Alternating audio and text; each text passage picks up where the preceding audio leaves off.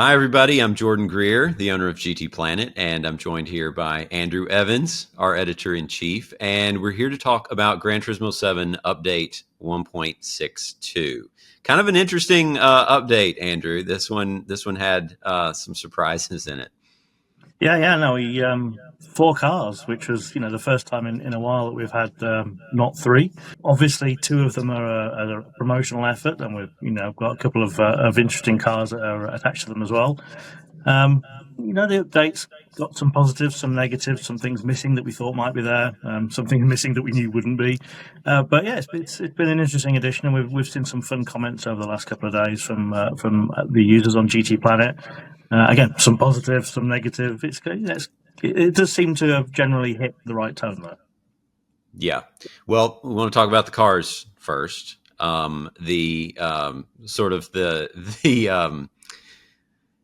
slow car of the bunch, the Renault. I'd like to say Avantime or Avantime. I think maybe Avantime, yes, yeah. Avantime. Which nobody says unless you're actually French, yeah. Yeah, if you're actually French, I gotta say, I mean, I could feel the collective groans from the community when this car was revealed. But I really like it. I actually enjoyed driving it. I enjoyed driving it more than Chaz. And if all viewers haven't seen that yet, go watch Chaz's video with him trying out all the new cars. But like I kind of enjoy cars that I can sort of feel like I can hustle through the corners. Yeah. You can kind of push it and get the momentum going. I like that from a car, and I enjoyed it. I don't know how else to put it.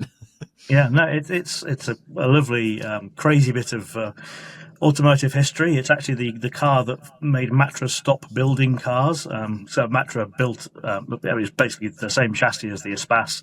Matra built it for Renault, and then they made, I think, 8,500 of them in just over a year and a bit.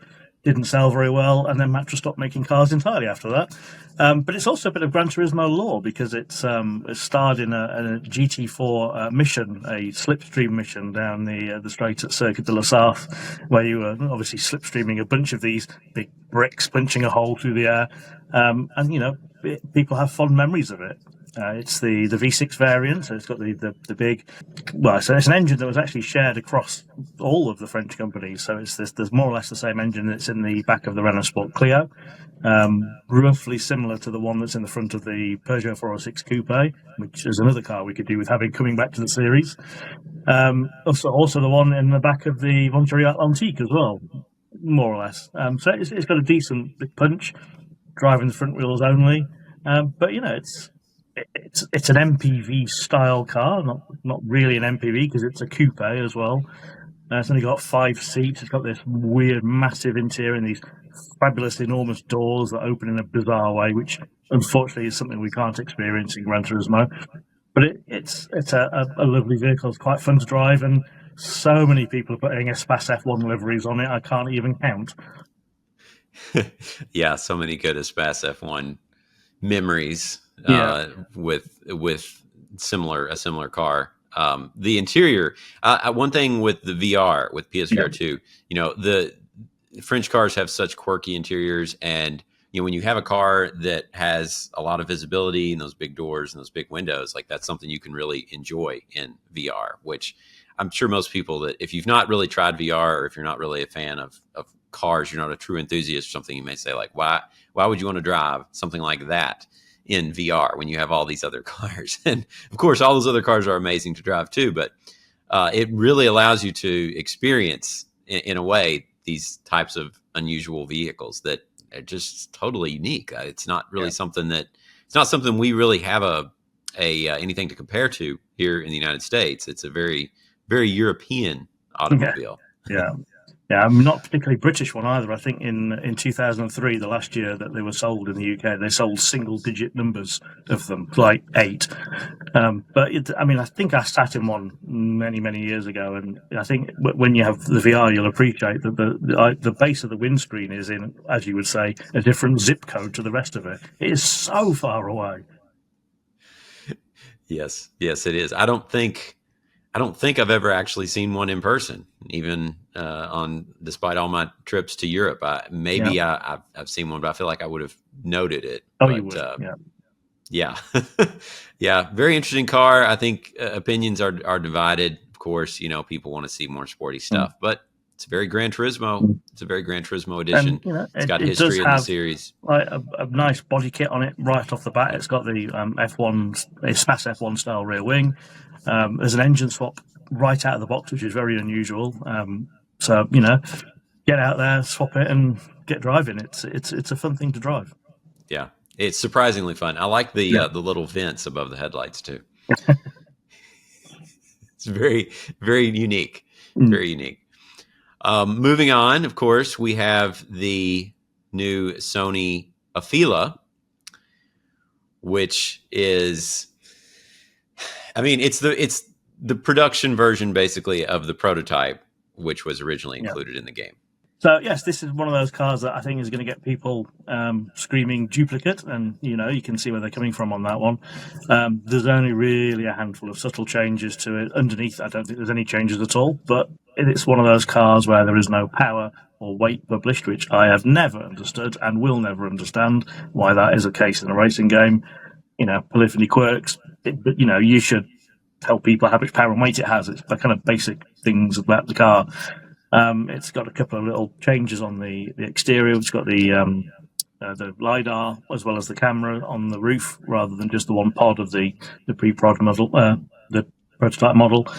You've got 3 colours you can choose from now rather than just the one that you had before. There isn't really that much to say about it. It's free.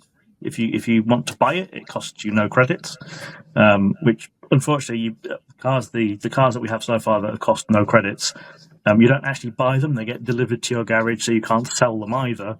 And they don't count towards that trophy for buying 10 of the same car. So it's a quick enough car to drive. It's not quite as ploddish as you might think it is. It's pretty much the same as the one that was already there, really. Yeah, I noticed the on the dash. There's some new graphics on the interior view. So they've obviously added that, which is sort of a nice touch. I did drive the 2 back to back because I was curious to see if there were any changes that I could tell. I don't know. It seems like maybe the prototype has a little more power, which I think it actually has a higher performance point value, slightly, if I'm not mistaken. But I did notice maybe a little more power, whereas the production model, this new one, is maybe has a bit more refined handling. I think it was a bit easier to navigate through the corners. I don't know. I felt like I enjoyed driving the production model more, although the prototype was faster. But could just be placebo. That's just what I was feeling with the Afeelas. I'm supposed to be the one doing the dad jokes. I've got 2 kids. Well, when the joke is a feeling right, you gotta just I go can't with fire you, can I? It's only the other way around. No. But, One step ahead. There's a couple of body kit options for the new one, for the production car as well. So there's a little bit more versatility. But yeah, it's going to come down to which one you feel more. Good effort. Yeah. Good effort. But yeah, it's an interesting car. I'm sure the licensing was quite easy on that one. Yeah. Although it is technically a Honda, I guess, really. Well, so the company itself is called Afeela because it was this brand set up as an arm of what's now called Sony Honda Mobility, which does actually look ridiculous in the social medias because all the social media channels are called SHM Afeela. So it looks like they're being really dismissive about you, like Afeela Schmafeela. But this corporate stuff these days, isn't it? Yeah, all corporate stuff. Moving on, we got to talk about, of course, the highlights of this update, which is the new Corvette. The Avantime again. Yes, the Avantime. Yeah. Yes, yeah. I could talk about that car a lot more, but I know people would probably get mad. Yeah. There'll be enough bad comments about me enjoying that car as it is. But the Corvette is obviously a big deal. It's a big deal in the automotive world, not just in Gran Turismo. I'm really excited and I'm really happy that this was able to come to the game so quickly after it was released because it got everybody's attention when it comes to Gran Turismo. So I thought that was a great an actually a great timing for once. Yeah, there's two cars, there's the CX and the CX.R, and it's important to note that the CX.R is the Vision Gran Turismo, but the CX isn't. The CX is the third of three cars that GM Design was presenting over the course of this year from its design studios around the world. And the first one was the newly created UK design studio, which I think was actually Julian Thompson, who designed the Jaguar Vision GT. He designed the first one of those three cars, which had a kind of like a center line down the windscreen. Which kind of harks back a little to the old Corvettes, but I don't think worked very well in a modern car. And then there was another one that was part of the California studio, and then this one is the third one from the Warren, Michigan studio. So that was unveiled at the Quail as the third of these three cars, which all electric, individual in-wheel motors, 2,200 horsepower, I think. And then the CX.R is the Vision GT that's based on that. And it's more of a race car. It replaces the quad motor system with a mid-mounted twin turbocharged V8, little tiny 2-litre thing with a couple of motors in the front wheels. There's the third motor. It's not totally clear where it is. Chevrolet says it's inside the gearbox, but some people say it's on the rear axle. Totally sure what's going on there. But ultimately, it has 900 horsepower from the gasoline engine, and about 2,000 horsepower in total. For a little while, a lot of people who've been driving it have noticed that if you drive it in any race with fuel consumption, the battery goes away very quickly indeed. It doesn't actually regenerate unless you're braking, which it doesn't regenerate that much at all. So if you run it into one of the Vision GT races, or I turned all the wicks down and I drove it in the World Touring Car 900 race, it runs out of battery very quickly, and then it's not particularly quick at all after that, despite having 900 horsepower. But it is a lot of fun to check around. Yeah, I don't know. I have mixed feelings on these cars. I love the CX as an idea. I mean, stunning car. I love where Corvette is headed. It feels like Corvette is stronger than ever as a car and as a brand right now. Love Corvettes, but yeah, the CX in particular, I thought was just miserable to drive. I just really, really, really hated it. And I really hate these super ultra high powerful EVs in the game. They're just not fun. They're not realistic. They're not enjoyable to drive. They're great to look at as a design study, but it's just, I don't know. I really did not enjoy it. When you're spinning the wheels at like 150 miles an hour to get traction, I'm just like, really? It has to be said that the Laguna Seca time trial that was released for it is not the ideal location for it to be. It is it's a bit grumpy. There's a lot of people are not having a lot of fun trying to set a time in that. We're seeing a lot of the people who are usually in the gold struggling to get into the bronze because it's a lot of car for not much track. But it is the way that things are going now. I mean, manufacturers are putting out 2,000 horsepower all-wheel drive electric road cars. We've got obviously the Rimac Navara, which everybody knows. We've got the Lotus Avila. We've got that Spark Owl thing coming up soon. The Chinese, let me get the name of this right. The BYD Yangwang U9 now has 3,000 horsepower because that's what it needs. Yeah, I mean, I like EVs. You know this about me. I like EVs in real life, but I in the game they just don't translate. They just don't translate well. I think especially one thing about it is the auditory element of playing sim games is so important. You rely on those engine revs and knowledge of what gear you're in. It's such an important part of the feedback of the experience of playing the game. And in an EV, you just don't have that. It's like taking away that aspect of that sensory information. And so I feel like they're harder to drive. And, the torque, when you drive a real EV, the torque comes in, and then once you feel that more than you can in a game. Obviously, you just tell that the car's going faster. And so I don't like driving them in game. And, when you put one that's, got crazy amounts of power, it's just not very enjoyable to me. And I think that may be one reason I enjoyed the CX.R better, although it's still unrealistic. It doesn't seem like something that would actually be possible to drive, but it was more enjoyable. I know Chaz enjoyed it. I watched the video. I think the aerodynamics play a big part of that. It's got more aero, and you do have that sound. You have that auditory feedback that sort of gives you an idea of. You feel like you're driving more of a real car. So I enjoyed that one more, but still, I don't really see myself firing these back up anytime soon. Yeah. I mean, it is a car that more suits a certain type of track. Laguna Seca is not it. But if it was Circuit de la Sarthe maybe, or Spa would be good for it. I think some of the trailers was at Spa. I think that would be a good place for it, because it is wildly overpowered. But as a general driving experience, I actually quite enjoyed it. I find the braking actually more impressive than the acceleration. And of course, it's got, and both of the cars actually, both of the CXs have got this twin active fan system. So a lot of people have said, oh, the motors they're so much louder than the engine. It's actually these fans which are sucking it to the ground. That's making the noise. If you've ever watched a video of that ludicrous McMurtry Spearling going around a track, you hear the fans winding up to jet aircraft, and then it just buggers off, and that's basically what you've got with this. Yeah, it's true. Yeah, I did like a 6-minute 30 lap in the CX. I was feeling like punishing myself, so I did 6:30 at the Nordschleife, and with only I had 2 offs, but yeah, I mean it is something you can kind of get a handle of.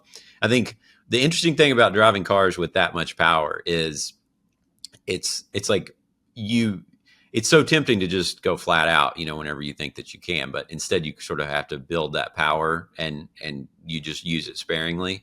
So once I can fall into that mindset of, knowing that I have just this immense, almost endless amount of power, usable power, knowing when to use it. So that's sort of a different skill set, I think, that you definitely don't get to use with even very powerful cars that are in the game. So I do appreciate that aspect of it. But yeah, it's interesting. Like I said, I'm just glad that they came to the game so quickly after they were formally unveiled. I think it's great to see that Polyphony and GM have such a good relationship. I know some of the people I think involved in that partnership, and I'm glad to see it. Yeah, and it does give us some hope, because players have been noting that ever since, let's say GT456, we've not had an official Corvette race car. Now they're actually built by a different company. Used to be called Pratt & Miller. It's now called Pratt Miller. They were taken over by Oshkosh, the Russian off-road brand, general engineering brand, I think in 2020. So fingers crossed we might be seeing a little bit of we no idea what's going on there. I mean, there's lots of fan theories about why we've not had anything since the C5R. Some to do with there were Pratt Miller logos on the unofficial C6s we got in GT5 and 6. So we don't really know what's going on there, but it does. We always say with Vision GTs that they can open a door. They don't necessarily always open a door, as we've seen with Skoda, where we got the Vision GT and we've had nothing since. Where's my Octavia VRS, damn it? So it's a potential that it could open the door for some more. Hopefully we might see some, Corvette C8 race cars. It would happily knit with all the calls for GT3 cars. Fingers crossed we do see something else from Corvette in the future. Yeah, for sure. So obviously the elephant in the room, which is pretty much taking up the entire building at this point, is no new tracks. Still no sign of anything. But this is something you've been thinking about. You've got some an alternative perspective, I think. Yeah. So we'll put on the table first that I 100% agree that we need more tracks. We said this for every month for the last 6, 8, I don't know, almost the full year since we last had a track, that we need more tracks. Every time you add a track to a game that's got 500 cars, you get 500 more experiences. If you add a car, you only get as many tracks as there are as experiences. So tracks is the lifeblood. We need more tracks. It's been just over a year and a bit since we got Eiger, which is a good track, but it's very limited in what you can race on it. It's been 2.5 years since we last had the last proper racetrack, we need tracks. And there isn't that other point that, some of the tracks in the game are underutilized, but perhaps they could be used more, but we still need to see new tracks. The counter to that is that actually we've almost never had it so good in terms of tracks in a Gran Turismo game. So I think the only 2 times that we've had more tracks per car, fewer cars per track, more tracks per car in a Gran Turismo game with GT5 Prologue. GT Sport also, I mean, we can count GT Sport as a part of an evolution of GT7, possibly. When GT Sport launched, that had more tracks per car as well. But we're basically at a point where we've got, I've actually got the numbers on the screen here. We've got just under 14 cars per track, which when you compare it to something like GT2, is twice as many tracks per car. GT3 was slightly better in terms of track locations, worse in terms of variations. We've actually got the most tracks we've ever had in a Gran Turismo game. So we've got 39 locations, 118 variations. 10% of those are Autodrome Largo Maggiore, it has to be said. But we do have more tracks and more variations than we've had at any point in time. So there is a lot to do in GT7. If you want to drive every car at every track, it's going to take you almost as long as any point in the entire history of Gran Turismo. But I will always come back to, we need more tracks. There was this point several years ago where somebody from Polyphony Digital said, we'll be getting a new track every month in Gran Turismo 6. Oh boy, did that not happen. But it's been a year between tracks. It's been 2 years since the last proper racetrack, if you want to call it. I think that would be in Grand Valley, actually. It's one of those things that it's getting old now. Yeah, I think it makes the game feel, because you see all of the dead game comments and all that stuff in the forums and stuff. And I think it feels dead to them because they're not seeing these new environments. And and I think I mean, you do have to wonder what is the plan here? What's the reason that we're not getting these tracks? Because they're obviously doing a lot of work. So you get that natural speculation for Gran Turismo 8. And yeah, at this point, it seems like, well, I guess we're just not going to get any tracks. I think, I've kind of given up almost at this point. They may do something. I could see something maybe in the fall, or in the autumn, I guess you should say, near the end of the year, near the holidays. That would get a lot of hype around the game. You'd get it back into the news cycle. You'd have a lot of people playing it to check out the new track. That would spur some sales, I think, for the Christmas season. But yeah, it's not even fun to talk about anymore, honestly, because it feels like we say the same thing every time here. And you do have to appreciate that, the tracks are 2 orders of magnitude harder to make than the cars. They have to go to a place, they have to scan it. Even if they're not making a real track, all of the tracks in GT7 are now based on real world locations. So you zoom in on the weather map and you can see precisely where they are, even if they're fictional tracks. So we're not just talking about Croatia where Dragon Trail is. Even Special Stage Route X is like somewhere in San Diego. Yeah. So they're all based in real places. So they have to go to these environments. They have to scan the landscape in order to assess the suitability for sticking a track onto. And they have really made a rod for their own backs in this regard. And it's more difficult, much more difficult to make a track than it is to make 200-300 cars even. We have heard rumors that they've been out and scanned Motegi. That I would love Motegi to come back. I mean, I only liked one of the 6 variants of Motegi, but we would love to see it back. I'd love to drive around that. It would add so much more to the game, just even on its own for several months. There's a possibility we might see something at a GT World Series event, because that's been used in the past to produce and promote new content. So we've got one of those coming up in Berlin end of September. We've got the what's the other one? Los Angeles. Yes. Yes, Hmm. if Los Angeles is still there, and then obviously the finals in December. So with there's 3 opportunities before the end of the year to like have an event where you can promote tracks, and it's one of those things. And personally, I don't think GTA is anytime soon. Um, the business case for it is not terrific. I mean, GT7 is still getting more or less the same player engagement numbers. People are racing the daily races and the time trials pretty much the same rate they have been for the past 2 years. It still sells well enough that when they discount it, it pops up into the top 20s. So it may well be that the more, financially oriented guys at SIE or PlayStation Studios are like, oh no, this one's doing fine. You don't need another one. So maybe we might hear something later this year about next year, or it might not even be that soon. So if it's going to be 2 years and we're going to go another 2 years without a track, I think that's not going to please anybody. Yeah.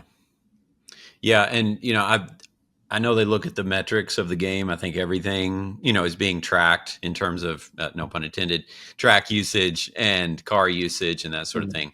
And they might see, oh, we're putting in all this time and all these resources into developing these tracks, which then end up not being used that often by people. Once they try it out, I'm sure they have the numbers for all of this, and they probably say, well, people seem to be happy with the game using only a certain number of tracks.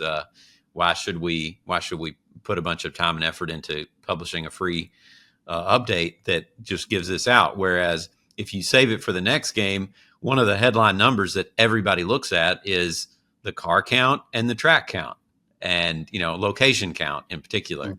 So it would make more sense. Like, I think they would get more out of saving a track or location for the next game than they would publishing it in GT7.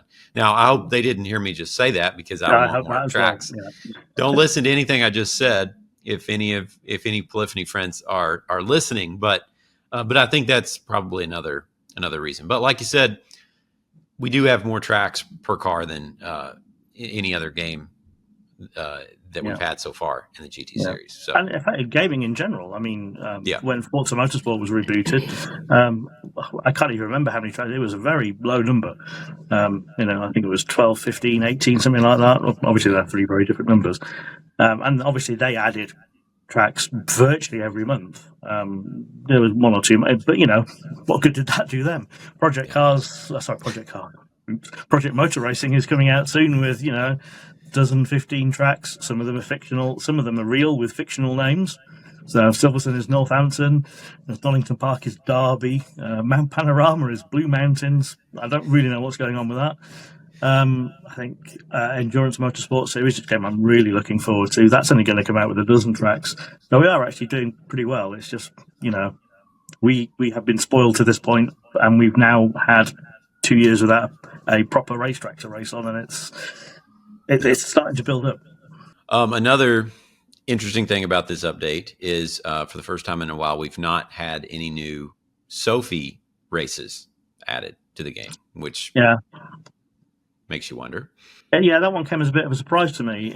So obviously, there's always additional things that we get. New races, new extra menus, new bonus menus. New bonus menus haven't been around in a while. I don't really understand what's going on there, because you could easily pull some of the trio of races from weekly challenges, the special events that they have, pull some of those into a menu book, in a bonus menu book. That'd be easy as. Extra menus have been one-on, one-off recently as well, which but then now this time we've got no GT Sophy, and there's still plenty of tracks that Sophy hasn't learned yet. Some decent ones that people would enjoy racing Sophy on. So that one's come as a bit of a surprise to me. So a little bit disappointed in 1.62 with that. Yeah, that's strange. Maybe they're on their summer holidays, as you would say. That could be a thing. It's a bit too hot over here to do any work, so I don't blame anybody for not wanting to be around all these Sophy server farms. Yep. Well, moving on to the hardware side of things. This is something you've sort of been working with, the new Revosim wheels. So tell us a bit more about that and what's going on there.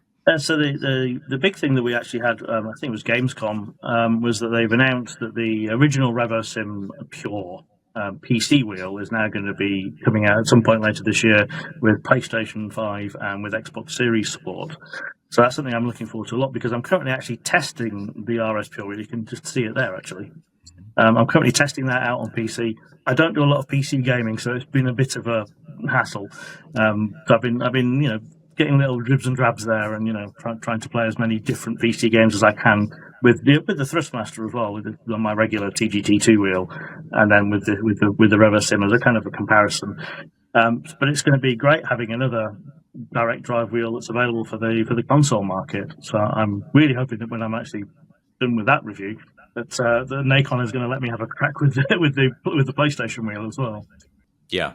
Competition's great. Yeah. So I think the more people in the market, the better. And they seem to be really taking a serious stab at it. So. And for me, it's particularly noticeable that this is a company that makes racing games as well.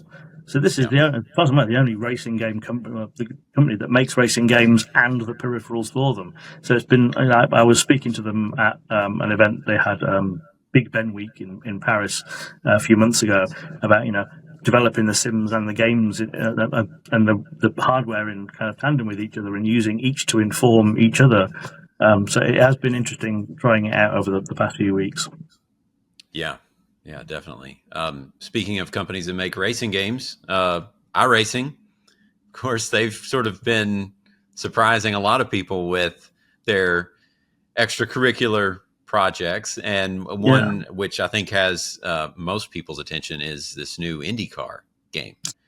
So there's a couple of things going on.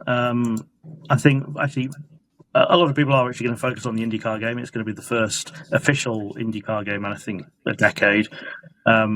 Obviously, iRacing ran the iRacing online event during COVID, where they had the pro racers who obviously couldn't race. They had nowhere to race because we couldn't group together in more than 6 and 2 meters apart, which IndyCars are rarely more than 2 meters apart.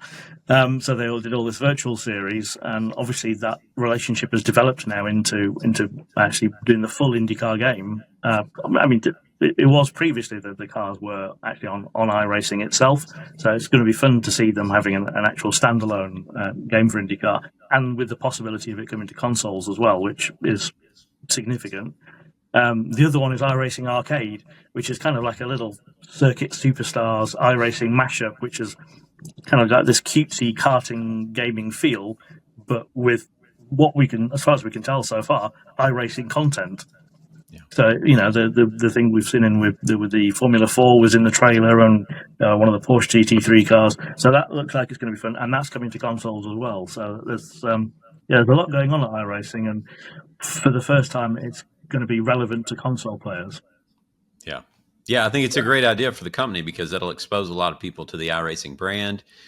iRacing is pretty intimidating for the average casual racing game fan to get into and to get started with. So, I think it's a smart play for them, and could be some pretty good games that they come out with as well. So very exciting stuff. Project Motor Racing, those guys have been busy as well. They've been announcing a lot of news over the last couple weeks. The game certainly is starting to move forward and come together. Yes, I think that's a November launch, November 25th. So brave time of year to be launching, because that's right in the holiday sales, and there's going to be quite a bit of competition going on there, but probably not in the racing game space. We've had announcements of cars and tracks, and some of how the career mode works. I think we've just had the Xbox achievements announced for that as well, which has given a bit of a clue into what you're going to need to be doing in the game. There's a big chunk of the achievements will require you to be in the I don't want to say hardcore mode, but it's kind of more like a survival mode where you need to go through the whole motorsport thing of, can I afford to do the next race?